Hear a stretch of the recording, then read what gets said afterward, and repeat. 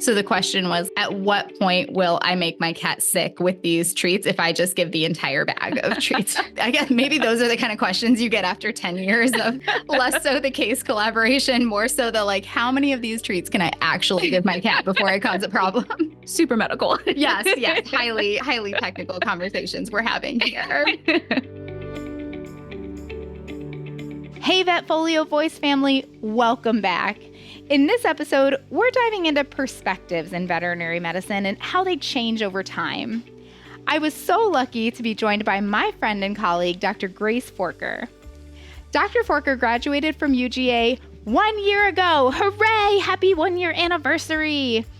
And as someone recently pointed out to me, the class of 24 Loco, you know who you are, we're coming up on our 10-year anniversary. Man, time flies when you're having fun. When I graduated, I think I had this feeling that after I'd been out for 10 years, I'd feel so confident and I'd know all the things and I'd be good at everything. And let me tell you, the joke is on me.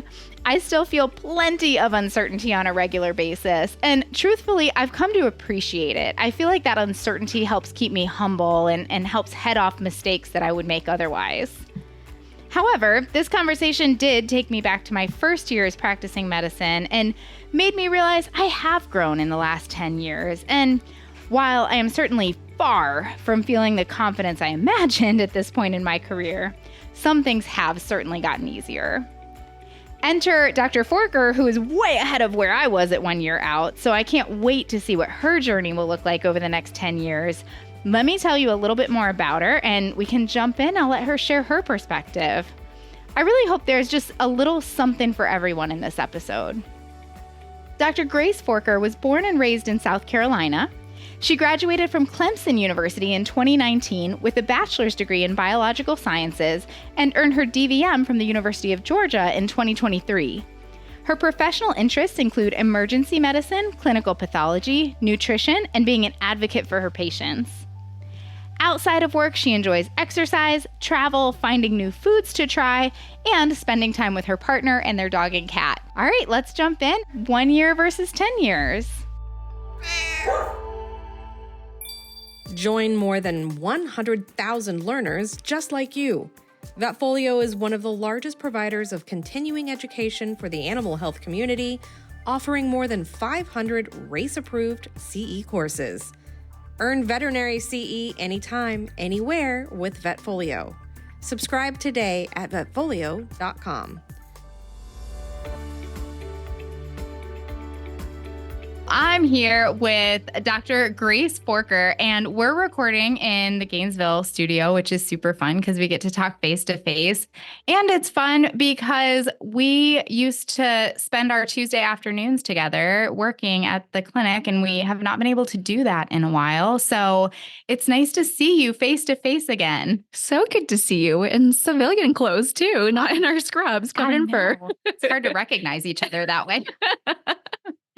Well, we're going to talk about 1 year versus 10 years in vet med. And when someone brought this idea to me originally, they said, can you talk about, what it's like being out 1 year versus what it's like being out 10 years? And I was like, who's been out 10 years? And they're like, you. I was like, oh, okay.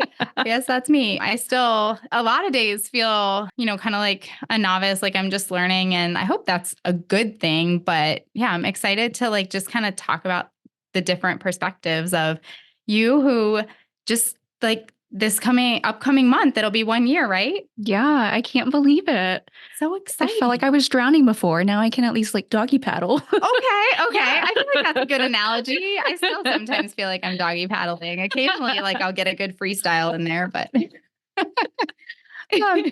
so we made some notes, but I have a feeling, this conversation is going to go all kinds of different directions. One of the first things I guess maybe not one of the first things, but one of, I think, the most comprehensive things that you and I have talked about is just that uncertainty, and going from the uncertainty of first being out to, it doesn't go away after 10 years, but it is definitely a different feeling of uncertainty. So can you talk about just how you're feeling just in terms of confidence and I guess certainty is the only word I can think of for it. Yeah, that's the vibe of today, I guess. Yeah, it's definitely weird coming out after having basically being on kind of the bottom of the totem pole in school, and then you come out and you're like, oh, I'm the adult now. And it doesn't feel that way. But I think definitely over time, it's gotten a little bit easier. And this is something that a lot of, experienced vets like you could agree is that the medicine comes easy and then everything else, it's a little bit more uncertain. So I think definitely now, having practicing for the past year, definitely still hiccups, and there's always going to be hiccups, but some feeling of confidence is definitely there. Good, good. And yeah, and I would say, as veterinarians, because we can go out from school and practice immediately, it's not like human medicine where you're doing an internship and a residency and all of this stuff. I mean, certainly many of us take that route, but for those of us who just go straight into practice, almost feels like you're working without a net in the beginning. That's how I felt, where you go from like one day, like you said, you're in school, you're a student, you're kind of listening to what your instructors are telling you to do, and you're running all the cases by them. And then you walk into practice and there's a million people asking your opinion, and you're like, where's the adult? Like, I need an adult. Why are you asking me this? And turns out there's no one but you. And yeah, that's a rapid transition. It is rapid. It's like a switch turned on, but you're still kind of in the dark. You're like, where am I? Who am I? To put the 10-year perspective on that, there's lots of moments where I still feel like I need an adult, not just in vet med. Like sometimes when my kids ask me questions, I'm like, why are you asking me this? But it is different. I feel much more confident, say, in just like a day in the clinic. If I have, maybe technicians who have questions about how to approach a certain situation. Maybe if I have a client who's a little bit disgruntled, I feel much more confident approaching that case. But on the flip side, having my house call practice, there's plenty of times where we talk about different business terms and stuff. And I'm like, I don't know what that means, but you kind of have to just like, certainly there's times to be like, I don't know what you're talking about. But other times you kind of have to like muddle your way through it, and you're like making notes, like, I got to go figure this out later. And yeah, so there are things where I feel like I've become more confident, but there's still plenty where I'm just like doggy paddling at best. Yeah. And I think definitely coming out as a little new baby vet, you have to kind of have like a greater air of confidence to you, because people are going to doubt you anyways, because you're new. And a lot of times people comment like, oh my goodness, you're so young, which age doesn't really factor so much as far as experience sometimes. So definitely, you have to not necessarily fake it till you make it, but definitely, boost yourself up by the bootstraps extra high. Absolutely. Now when I have people say, you look so young, I'm like, you come back and see me anytime. That would be great. Have you had that experience where, you have, kind of had that like fake it till you make it moment because you felt like somebody was maybe not as confident, like, oh, this is a newer vet. Like, do I need to ask more questions? And like, what was that like in that moment? Yeah, I think definitely there's been quite a few people that have asked me, oh, how long have you been here? When did you graduate? How long has it been? And then I tell them and they're surprised, but I think it's surprising because they usually ask that at the end. So by then I've already, talked doctor things and explained the medicine, explained what I'm doing and why I'm doing it. So I think towards the end, they're kind of like, oh, okay. But I don't think it really bothers them too much. I think it's more surprising. That's awesome and that's the perfect timing for them to ask that question when you've kind of already proven that medical knowledge is there. And then it makes it easier to, jump that hurdle. But it makes it easier to jump that hurdle with clients when you've already instilled that confidence based on your medical knowledge. And along those lines, let's talk medical knowledge. Have you run into cases where you're like, I know you've run into cases where you're like, I have no idea what this is, because I still run into those on a regular basis. And kind of what do you do in those situations? I run for you. And then I look at it and I'm like, I have no idea. I need an adult. Who knows? Definitely, I love collaborative medicine for sure, especially when you're so unsure of, is this dog truly blocked? Did he eat a toy or did he not? But definitely, it's drawing on the few experiences that you've had, but growing over the past year and just being not afraid and being open to someone giving you their experience, their thoughts, and their interpretation where, I see one thing on an x-ray and you see something completely different. And I'm like, okay, well, that's good. That's better than what I was thinking because my mind goes to the worst. So that works in reverse too. And I actually had this experience with another doctor at the clinic because we don't spend our Tuesday afternoons together anymore, which makes me so sad. But another doctor at the clinic, we were looking at an x-ray and it was a MET check for potential metastasis in the chest. I kind of looked at it and I was like, this is kind of funky, but I don't see, a discrete MET to say, oh, there's definitely metastatic disease here. So I went and got another doctor who she hasn't been out all that long either, but she came and looked at the x-ray and exactly what you said, had a different interpretation. She also didn't see like a discrete, like here's the mass in the chest, but found some other findings that I didn't appreciate that was like, hey, maybe there is a space occupying lesion in this area that's really hard to see. I think it may be like a mediastinal something or other. But yeah, so that still happens where like you said, collaborative medicine, and it's so important. I didn't have a lot of collaboration when I first got out, and it reminds me of something one of my teachers in vet school said, that most animals will get better in spite of you. And that must be true because not having as much collaboration, sometimes I look back at some of those cases and I'm like, gosh, what was I thinking? Thank God that animal was okay. And yes, it's much different now, one with the experience, but also with the collaboration. Yeah. Yeah. And I think that's becoming more common now. The more experienced doctors are realizing like, yeah, it is kind of nice to talk to others about this. So I think definitely, people from my class and the classes below me, we definitely have this like feeling of support and like wanting to support each other. Have you heard from other classmates that you graduated with? Are they kind of having the same experiences? Oh my gosh, yeah. We talk to each other all the time. I love that. We have a huge group chat. So we're sending like rads to each other. We're talking about cases. And we're asking each other like, what was that website again that you look for this and this?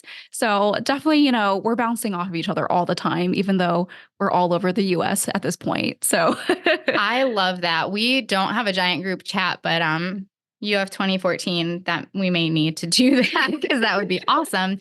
But we do have a Facebook group that we all communicate in. And there was recently a question from one of my classmates, you know who you are if you hear this, asking, does not work on cats. And apparently a cat will do some pretty great tricks for a specific kind of treat. So the question was like, at what point will I make my cat sick with these treats if I just give the entire bag of treats? So I guess maybe those are the kind of questions you get after 10 years of like less so the case collaboration, more so the like, how many of these treats can I actually give my cat before I cause a problem? Super medical. Yes. Highly technical conversations we're having here. But that, I think that speaks to collaboration and how we've become more and more collaborative over the years. I know that was something that came up when I was in vet school they were like, you guys just always ask each other about all this stuff and, you need to like learn it on your own. And we're just kind of looking at them going, there's so much to learn though. Why wouldn't we talk to each other? And I at least feel like that trend has continued over time to say like, let's get more and more collaborative. Vet med has advanced like crazy. And so let's make sure that we don't have to know it all. Yeah. Yeah. And I think that's definitely like the attitude now. It's, why not ask each other? Because there's definitely that sometimes that kind of ego or like little extra confidence when you're a doctor. But I think at this point, everybody is wanting to lift each other up instead of the other way around. So I think that's just kind of like a growing mindset for anything, but specifically for vet med for us. So yeah, definitely, I'm always asking my friends for help. One of my best friends from vet school went from equine to small animals. So she's always asking for help and we're never shy about it because there's no judgment. It's just, medicine's a practice. It's an art. So it's something that we always have to get better at and learn.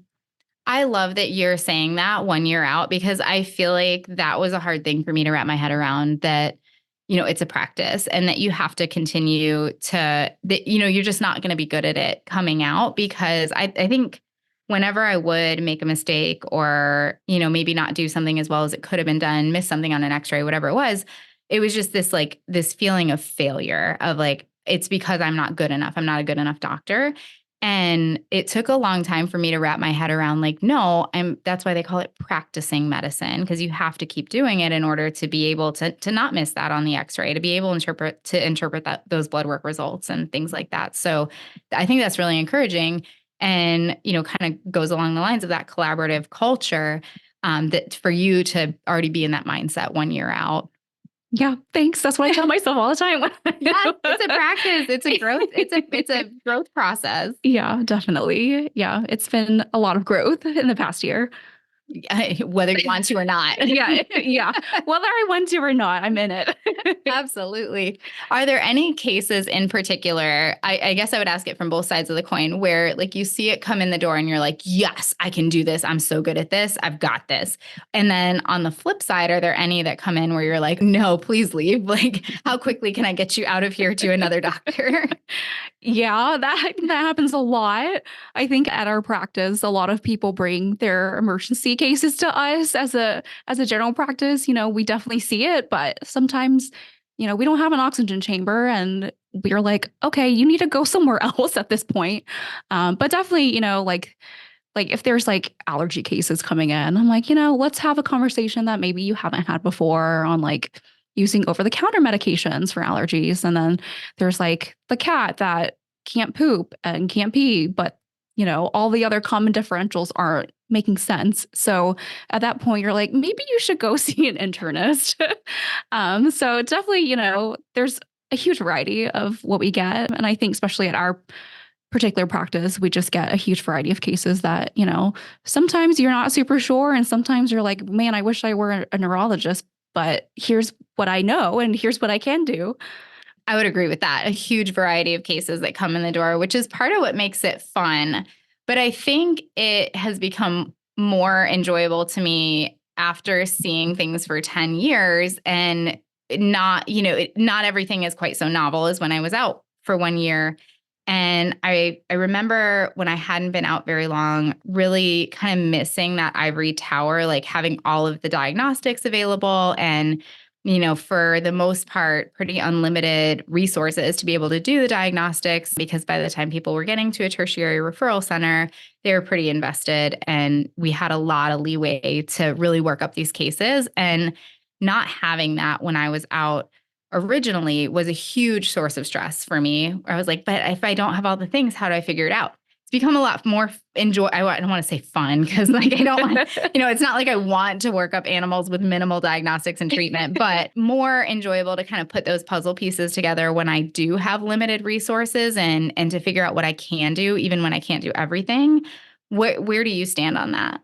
Yeah, I think when you're in school and they're telling you, this is the ivory tower, it's not going to be like this. And you're like, yeah, obviously, but you don't really realize it until you're out and you're like, oh, I guess I can't do this $300 test, even though I really want to, just to rule something out. You have to kind of be realistic. Like, this is real life. These are real people and not everybody has, $10,000 to run diagnostics that basically tell you what they don't have. Cause I think people really care about what they do have. Like, what is it? So there's a lot of, having to prioritize what you think is best or what's the thing that's going to be most life-threatening or most threatening to their health and kind of pick and choose from there. But I definitely feel that a lot. And I feel like that's something that really takes time to kind of figure out because you're thinking about diagnostics that, were available all the time to you at a specialty hospital in school. And then now, you have to figure out like, where do you even send the test? Do you even have the testing supplies?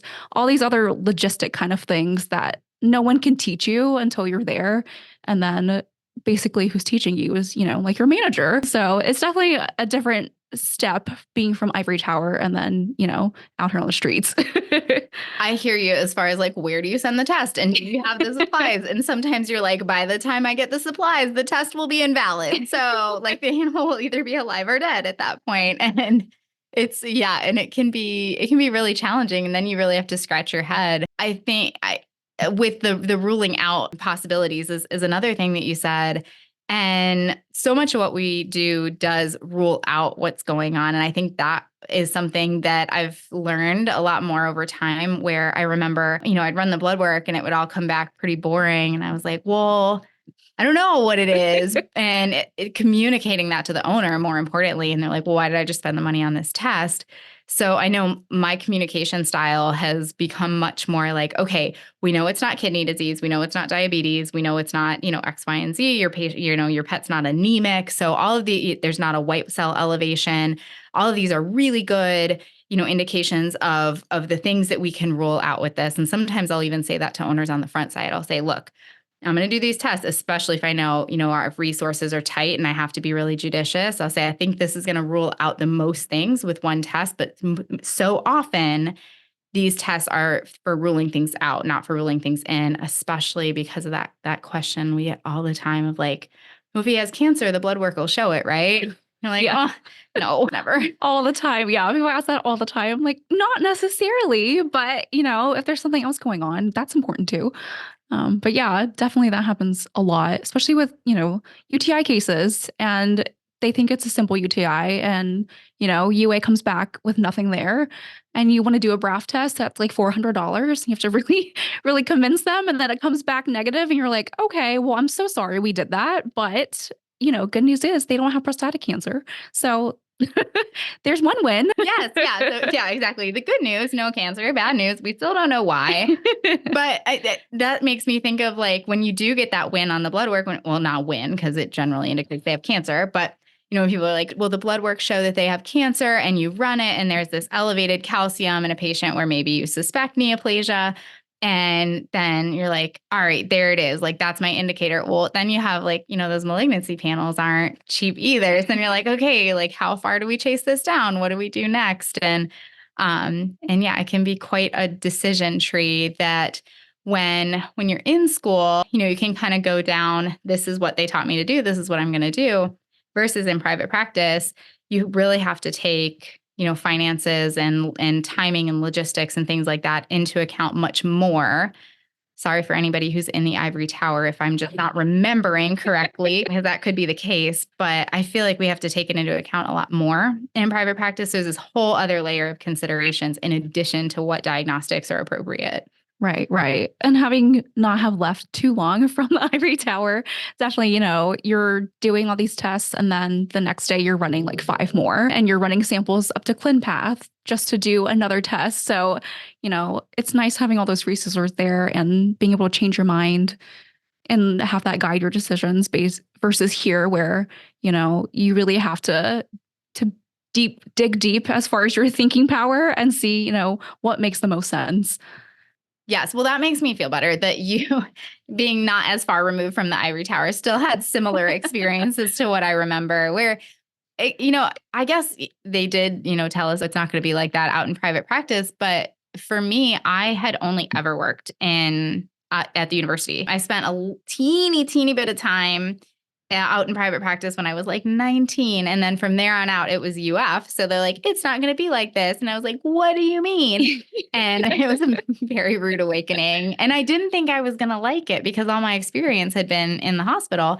And now as time has gone on, one thing that I learned very early that I didn't appreciate before I graduated vet school is the importance of owners having a relationship with their veterinarian and their veterinary clinic, where when they call, who that person is, how they feel about their pet, how they react to certain situations. And it can be like it's fine. This person calls me every time their dog sneezes. Like she sneezed like 5 times in the past month. It'll be fine. Or the other extreme where it's like this person doesn't panic. And if they're calling me, then something's really wrong. Plus having that underlying familiarity with their history and underlying comorbidities.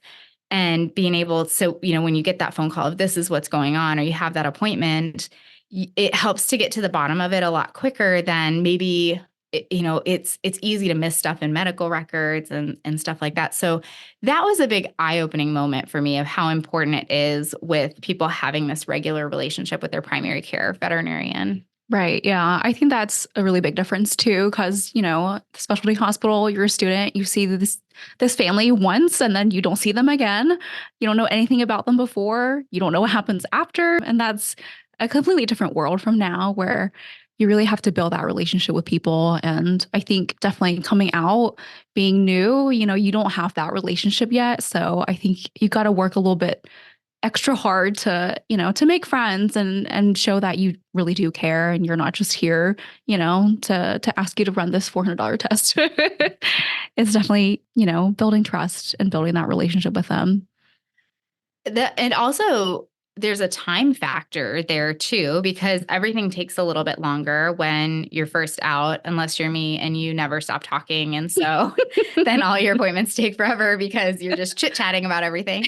But the actual medicine takes a little bit longer when you're first out, and not having that relationship. There's probably much more review that goes in of having to look back at past exams and things like that.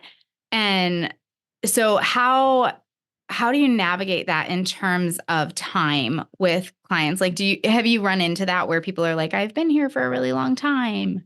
Yeah, yes. Yeah. Nodding my head emphatically. Yes. They're like, oh, what did you know about this? I'm like, I missed that one detail when I look back at your 18 records. Right. But I do try to kind of prep beforehand before I walk into a room. Like, I want to know, when was your last blood work? What was crazy on your last blood work or not? And, if there's a recurring issue, is that something that I need to know? Did they have a CCL tear before? Did they have a really big history of allergies and they're here yet again for allergies? So it's definitely hard to kind of manage that time when you have 15 appointments in a day. But definitely at any chance I get, I just quickly look back and peek. And even if it makes me 30 seconds later to getting into the room, I think it's definitely worth it, especially as you're new and you're trying so hard to build that relationship. It makes a lot of difference when you're like, oh, well, how was their knee from last time? Or, this medication didn't work last time. What did you think about it? So it's definitely, planning your time out. But I think even if you're shot for time, it does make a lot of things easier once you get to know them and can talk to them more on a personal level. I think you made a really good point there about building trust with the owner and, being able to say hey, how's that knee? How is this medication? When you're navigating that whole, then when you get that question at the end of how long have you been out? And, any sort of questioning there, that does create an extra bond of trust with the owner when they know that you cared enough to go back and familiarize yourself with their pet. Yeah, you made a really good point about it building trust with the owners when you've reviewed those records. I was thinking about it more in terms of it makes my eye twitch every time I hear it. I'm like, what about this? And they're like, don't you have that in the records? Why don't you know that? I'm sorry, I didn't read all 41 pages before I came in here. I did my best. Can you help me? But yes, I think much more importantly to your point, yes, it absolutely builds trust. And fortunately, those that are like, didn't you read the record? Don't you have that? Those are a little bit more few and far between. Yeah, I would agree. I think there are less people that ask that, but definitely that still comes up. And I'm like, I saw this thing, but I missed that. I'm sorry. I've also seen 20 other pets today, and maybe not 20, but a lot of other pets today. Believe it or not, that one detail is not top of mind for me right now.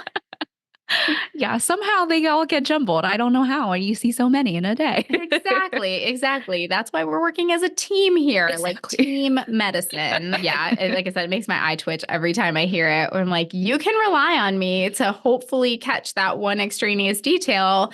And hopefully I don't miss it and have something go terribly, terribly wrong. Or you can just tell me. Right. Yeah. A lot of responsibility. Yes. Yeah, absolutely. Which kind of along those lines, I have been able to over the years sort of reconcile in my head when I need to take responsibility for something and I'm like, I made a mistake. I overlooked something. I made the wrong call. I did the wrong calculation, whatever it is. And I need to take responsibility for that versus when something went wrong and it was pretty much out of my control. I did everything I could with the resources that I had available to me in the moment. That took a long time for me. And I still struggle with it, where certainly for a long time, anytime a case would go south, I would put it squarely on my shoulders, where it was because I didn't communicate this. It was because I missed this. I should have recommended this test. As time's gone on, I can much more healthfully look at this and say, hindsight's 2020. Now looking back, maybe I can see things I could have done differently, but with everything I had in front of me in the moment, I did the best I could. And that patient, something went south because either they were really sick or, the owner didn't bring them in when I told him to, whatever it is. But many times it's no one's fault.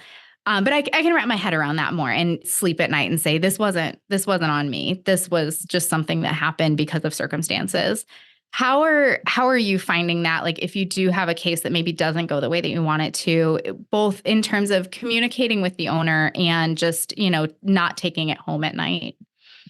Yeah, I think it's definitely harder when, you're pulling from like an N of one of having seen this one other time or zero other times and, you miss something or you recommend a test and they're negative and you're like, maybe I shouldn't have convinced them to do that because now I feel like I wasted their money. But I think it is kind of, talking to yourself and saying like you did this because you learned about this aspect of medicine and that's why you did it. But I think it really is just about being honest. It's not about me being inexperienced, it's me thinking a certain way just because the medicine made me think that way. And just, communicating with them like, I'm sorry, this didn't give us what we wanted to, but, this is where we're going to go from here. So, having a plan, kind of like a contingency plan, this didn't go right, but I thought of this and we can try this. Or, if the next step is something you don't want to do now, we can always try for later.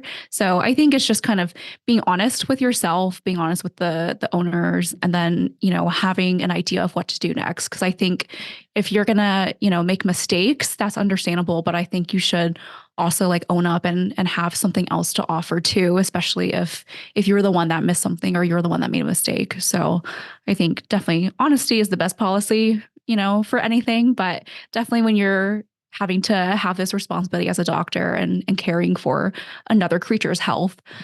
I think you kind of two different things there, though, where I agree with you. If we make a mistake, we should absolutely own up to it. And honesty is the best policy. But in terms of, I ran that diagnostic and it was negative and now we're out this money that we could have put somewhere else. Well, what if it had come back positive? And I think that's where that extra time has helped to say, I made the best decision with what I had in the moment. That test came back negative. Now I know that because we don't have a crystal ball to know what that test is going to come back as. And if it did come back positive, maybe that was going to solve all our problems. Like now we have a defined treatment plan. We know exactly what we're supposed to do. But it didn't, but there was no way to know until we ran the test.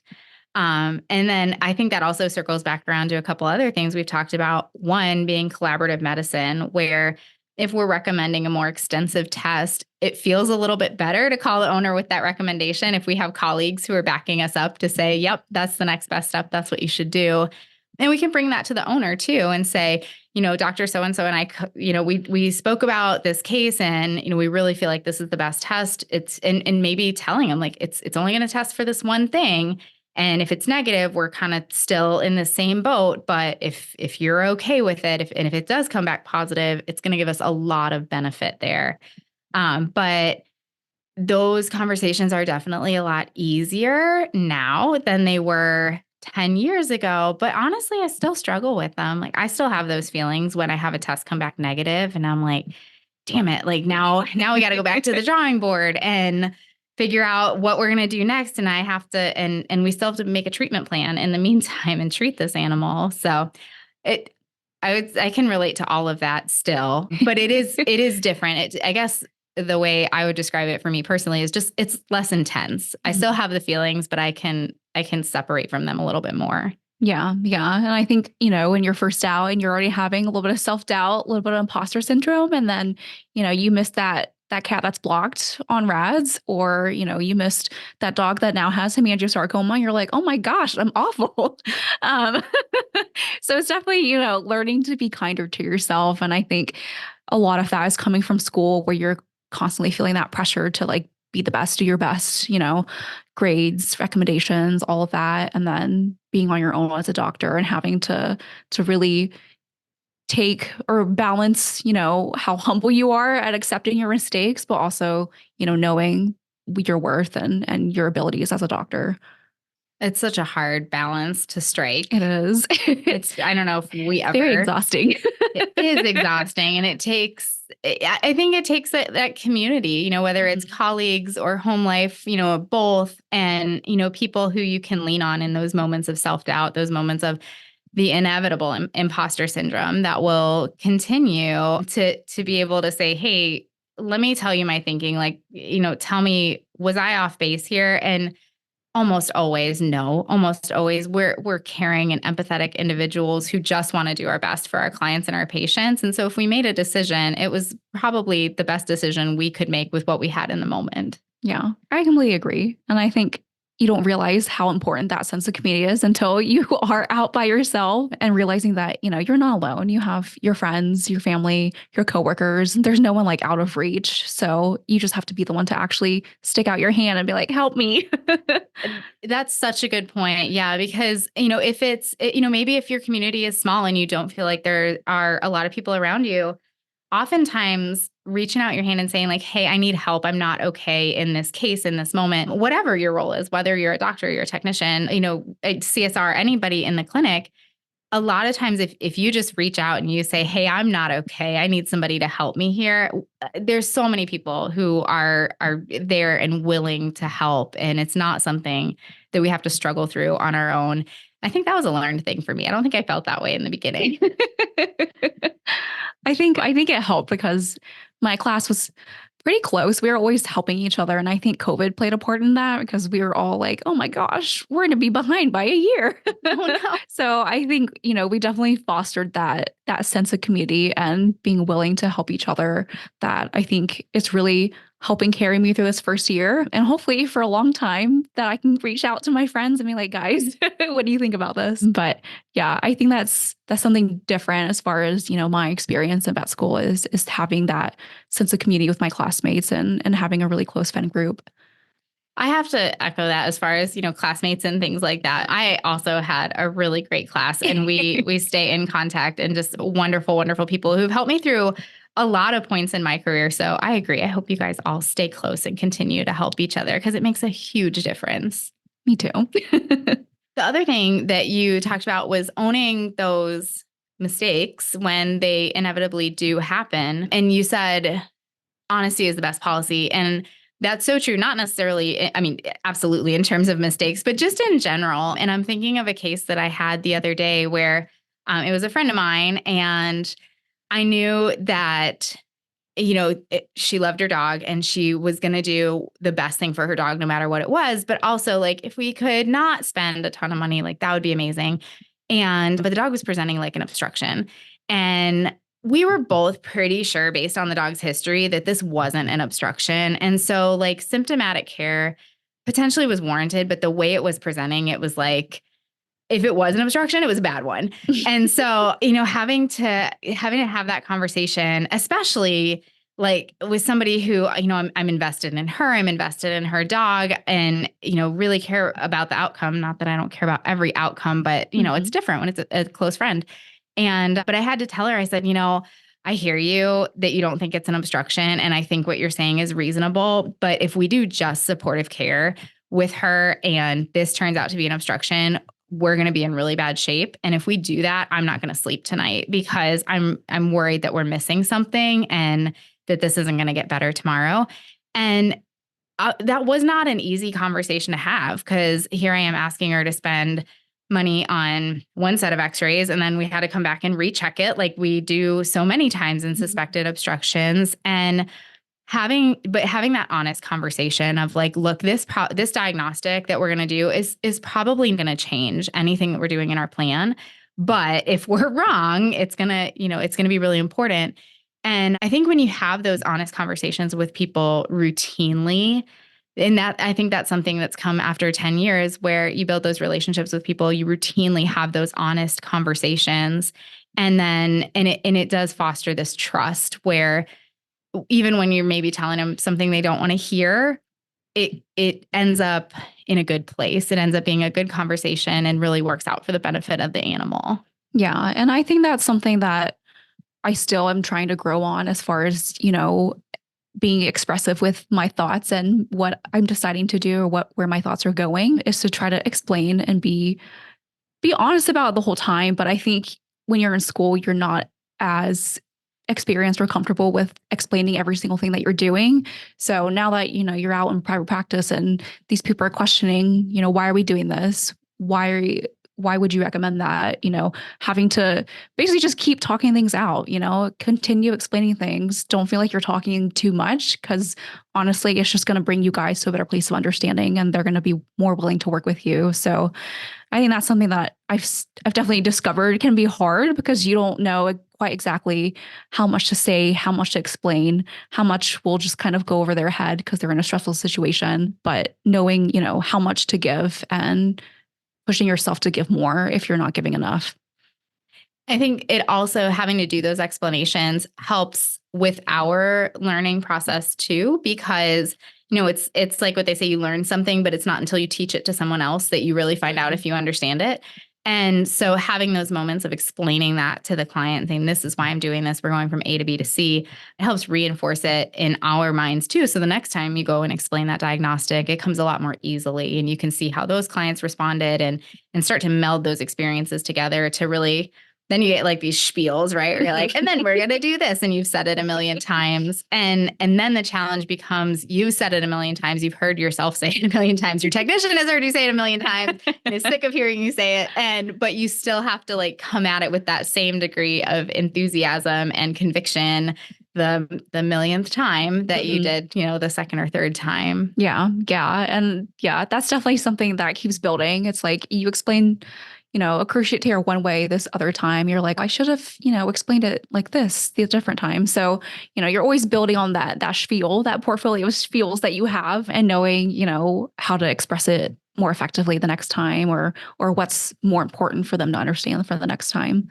I'll never forget asking a technician that I was working with if I had to go run and do something else. And I said, and it was an owner that was feeding a grain-free diet. And I was like, hey, can you talk to them about the grain-free diet? Do you feel comfortable with explaining that? And like the eye roll I got, I will never forget, was like, yes. Oh my gosh, I can explain that. I've heard you say it so many times. Just shut up. Good memory. Somebody I still have a very good relationship with. I had it happen to me too with a cruciate. Cruciate patient. Yeah. The tech was like, I just said what you said. I'm like, great. It's excellent. Hopefully that was enough. Yes. Well, Grace, this has been so much fun. Thank you so much for joining me. I feel like it's been a really eye-opening conversation of things that I think logically I could think through learning over 10 years, but putting our two perspectives together, you've definitely shed light on some of these topics in just like a different way than what I was thinking. And yeah, I look forward to doing this again in 10 years. Well, thanks for having me. I think I kind of, had like a little cheat in there naturally just because you and I have worked together before. But yeah, it's definitely been a fun conversation. And, this is a great place to keep learning and keep learning each other. So I appreciate for having me.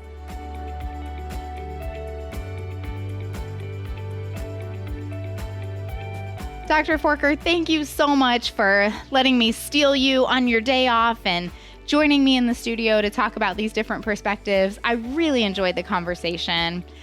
Of course, thank you to everyone out there who tuned in. I really hope everybody found something they could relate to in that conversation.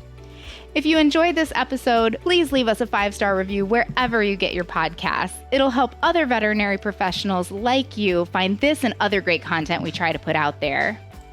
If you enjoyed this episode and would like to hear more, click on the Education tab on the VetFolio website. As always, we'd love to hear your input on this talk, as well as ideas for topics you'd like to hear in the future.